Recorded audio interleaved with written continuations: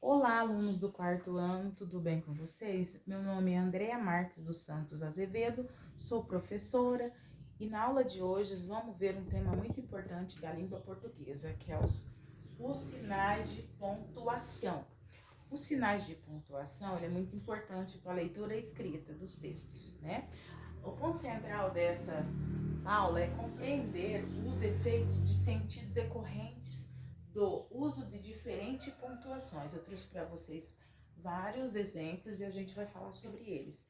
Eu gostaria de saber de vocês, quarto ano, vocês sabem para que os pontos, os sinais de pontuação servem? Pode falar. Entendi. Então, usualmente, os sinais de pontuação que mais se destacam são o ponto final, o ponto e vírgula, ponto de exclamação, ponto de interrogação, dois pontos, vírgula e travessão. Para que vocês acham que isso serve? Pode falar, quarto ano.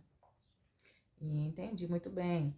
Funciona como espécie de sinalização, né? E guia para um texto lido. A pontuação recupera recursos específicos da língua falada, como entonação e pausas. Exemplo que além de pausa na fala e entonação da voz, os sinais de pontuação reproduzem na escrita nossas emoções, intenções e anseios. Agora vamos conhecer esses pontos que eu trouxe, né? E descobrir para o que cada um representa. Vamos lá? O ponto final, que é este ponto aqui, ó. O ponto final, ele é usado para a pausa de longa duração, que indica o final do período. Eu vou dar um exemplo. O aluno veio à aula, ponto. Agora vamos falar sobre o ponto e vírgula. O ponto e vírgula, ele é usado para uma pausa moderada na leitura. Um exemplo disso é: não contava com as opiniões dos colegas, contudo, respeitava-os. Agora vamos conhecer esse ponto aqui. Vocês conhecem? Pode falar. Muito bem, esses dois pontos, ele é usado para indicar falas de personagem ou falas de pessoas, né? Mediante a transição de um discurso. Vou dar um exemplo. Durante a aula, o aluno perguntou à professora, dois pontos. Quando serão entregues os resultados das notas do bimestre anterior? Ela respondeu, dois pontos, travessão, em breve. Então, ele é usado para haver um diálogo num texto ou uma conversa, entenderam? Agora, a vírgula. A vírgula é essa. A vírgula é usada para marcar uma pausa, com a finalidade de indicar que os termos por ela estão separados. No caso desta exemplo que eu trouxe aqui, Lúcia, esposa de João, foi a ganhadora única da cena. Então, ela explica o que uma pessoa quer dizer com algumas pausas, entendeu? Agora, eu quero perguntar para vocês, quarto ano, vocês sabem que sinal é esse? Pode falar. Isso, muito bem. Esse é o ponto de interrogação, né? Um ponto de pergunta, usado no final das frases, indicando sentimento por parte do emissor, como surpresa, indignação ou expectativa diante de um determinado contexto. Eu trouxe um exemplo para vocês aqui. O quê? Não trouxe a encomenda que eu lhe pedi? Esta frase tem dois pontos de interrogação nela. Então, ele é usado para fazer questionamento, muito empregado durante vários diálogos e em texto, né? E este ponto aqui, vocês conhecem? Que ponto é esse? Pode falar, alunos.